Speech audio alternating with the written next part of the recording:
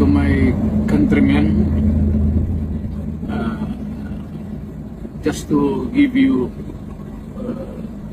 the current situation. I am about to land sa Hague. Galing ako Dubai. Stopover for it's a long haul, it's a long flight. Okay ako.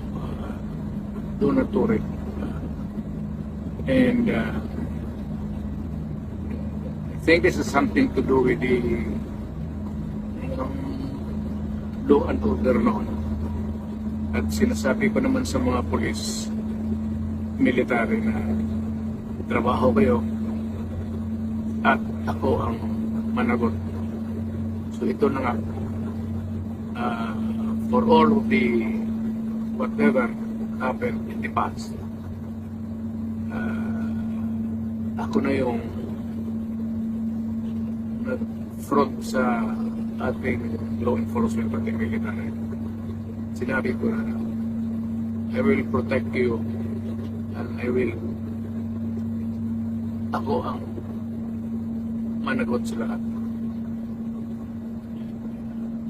This will be a long legal proceedings.